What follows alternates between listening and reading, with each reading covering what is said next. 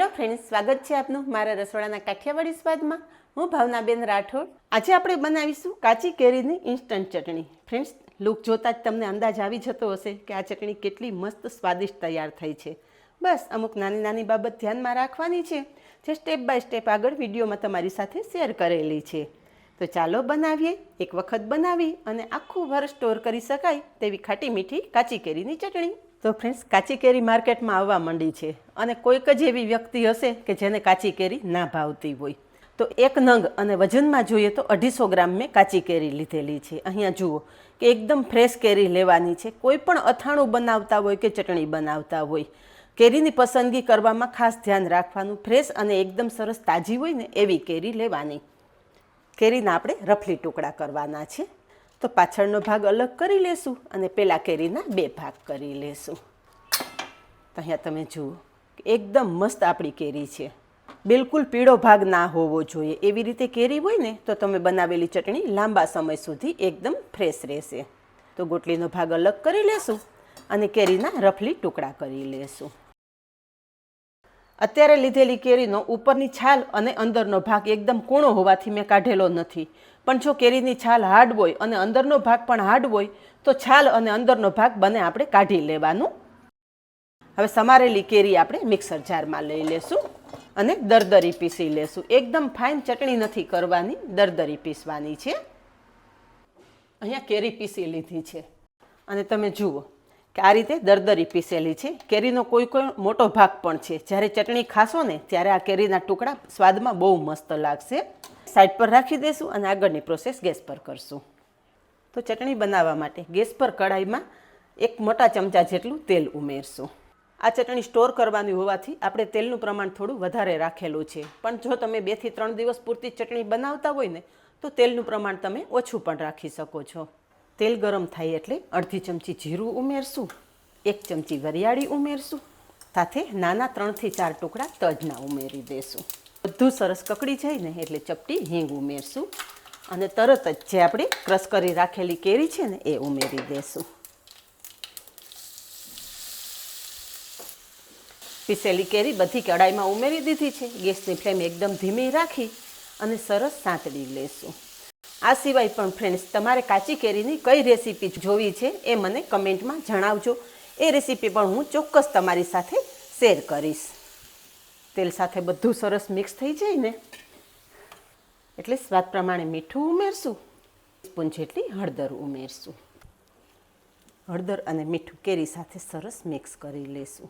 તો અહીંયા થોડી વારમાં તમે જુઓ કે કેરી સરસ માથે મિક્સ થઈ ગઈ છે અને કેરીમાં રહેલું થોડું ઘણું પાણી હતું ને એ પણ બળી ગયું છે। આ ટાઈમે ગેસની ફ્લેમ એકદમ ધીમી જ રાખવાની છે। હવે બધું સરસ મિક્સ થઈ જાય ને એટલે એની સાથે આપણે 1/4 કપ જેટલો સમારેલો ગોળ ઉમેરશું। ગોળની જગ્યાએ તમે ખાંડ પણ ઉમેરી શકો છો કે ગોળ અને ખાંડનું પ્રમાણ તમારા ટેસ્ટ મુજબ વધારે કે ઓછું પણ કરી શકો છો। ગોળ પણ કેરી સાથે એકદમ સારી રીતે મિક્સ કરી લેશું। ફ્રેન્ડ્સ, આ ચટણી બનાવવાનો સમય માત્ર 5 જ મિનિટ જોઈએ છે, પણ ચટણીનો ટેસ્ટ એટલો સરસ થાય છે ને કે એક વખત બનાવશો ને એટલે વીકમાં 4 વખત તમારે આ ચટણીની ડિમાન્ડ આવશે। મારા ઘરમાં તો બધાને આ ચટણી ખૂબ જ પસંદ છે। તમે પણ ચોક્કસ ટ્રાય કરજો। ગોળ કેરી સાથે મિક્સ થશે ને એટલે ગોળનું પાણી થશે, પણ આ રીતે સતત મિક્સ કરતું રહેવાનું। તો અહીંયા તમે જોઈ શકો છો કે ગોળ કેરી સાથે ઓગળવા માંડ્યો છે અને ગોળનું પાણી થયું છે। ધીમા ગેસની ફ્લેમ ઉપર ચટણી બનાવશો ને એટલે ચટણી ટેસ્ટમાં બેસ્ટ બનશે। અહીંયા 5 મિનિટ પછી જોઈએ ને તો તમે જુઓ કે જે આપણે ગોળનું પાણી થયું હતું ને એ પાણી બધું બળી ગયું છે। હવે જે આપણે ગોળ ઉમેરેલો ને એનો સરસ પાયો આવી ગયો છે। એક વખત ચેક કરી લઈએ। તો ચમચામાં થોડું મિશ્રણ લેશું અને હાથેથી ચેક કરશું। તો અહીંયા તમે જુઓ કે એક તાર બને છે, દેખાય છે ને ફ્રેન્ડ્સ? આ રીતે તાર બનવો જોઈએ। જેવો આપણે ખાંડની ચાસણીનો તાર બને ને એવો સરસ તાર તો નહીં બને, પણ આ રીતે આપણી ચટણી થોડી થીક થઈ જશે અને તમે જોઈ શકો આ રીતે હળવો તાર બને છે। ગેસની ફ્લેમ બંધ કરી દીધા પછી 2 ચમચી લાલ મરચું પાવડર ઉમેરશું। એ વાતનું ખાસ ધ્યાન રાખવાનું છે કે ગેસની ફ્લેમ બંધ કરો ને પછી જ લાલ મરચું પાવડર ઉમેરવાનો છે, જેથી ચટણીનો કલર એકદમ મસ્ત લાલ ચટક રહે। લાલ મરચું પાવડર ચટણી સાથે સરસ મિક્સ કરી દેશું। લાલ મરચું પણ તમારા ટેસ્ટ મુજબ ઉમેરવાનું. તમારા ઘરમાં જો વધારે તીખું ખવાતું હોય તો તીખું મરચું તમે થોડું વધારે આમાં મિક્સ કરીને ઉમેરી શકો છો. અત્યારે મેં એકલું કશ્મીરી લાલ મરચું જ ઉમેરેલું છે. અહીંયા બધું જ મસ્ત મિક્સ થઈ ગયું છે. હવે આ ચટણીને થોડો રીચ ટેસ્ટ આપશું. તો એના માટે અહીંયા મેં 5 કાજુના ટુકડા લીધા છે. ડ્રાયફ્રૂટ્સ નાખવું ટોટલી ઓપ્શનલ છે, પણ થોડું ડ્રાયફ્રૂટ્સ ઉમેરી જોજો, આ ચટણીનો ટેસ્ટ ડબલ થઈ જશે. એ જ રીતે 5 બદામના ટુકડા, 15 થી 20 કિસમિસ ઉમેરશું અને ડ્રાયફ્રૂટ્સ પણ સરસ મિક્સ કરી લેશું.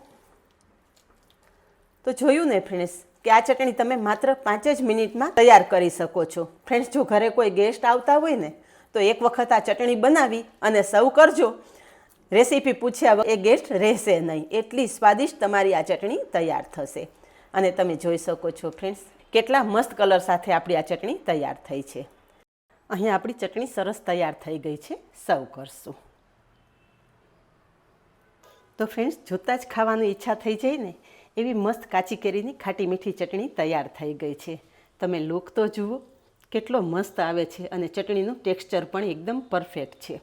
અત્યારે આપણે મીડિયમ તેલ ઉમેરી અને આ ચટણી તૈયાર કરેલી છે, પણ જો તમારે આખા વર્ષ માટે આ ચટણી સ્ટોર કરવી હોય ને તો તેલનું પ્રમાણ થોડું વધારે રાખવાનું. તો ફ્રેન્ડ્સ, જો તમને આવા અવનવા વિડીયો પસંદ આવતા હોય ને તો વિડીયોને એક લાઇક ચોક્કસ આપજો અને આવા જ નવા વિડીયો જોવા માટે ચેનલને સબસ્ક્રાઈબ કરી લેજો અને પાસે રહેલું બેલ પણ પ્રેસ કરી રાખજો, જેથી આવનારા બધા જ નવા વિડીયોની નોટિફિકેશન સૌથી પહેલાં આપને મળે. આજે બસ આટલું જ. મળીએ નેક્સ્ટ વિડીયોમાં. ત્યાં સુધી બાય. Thank you.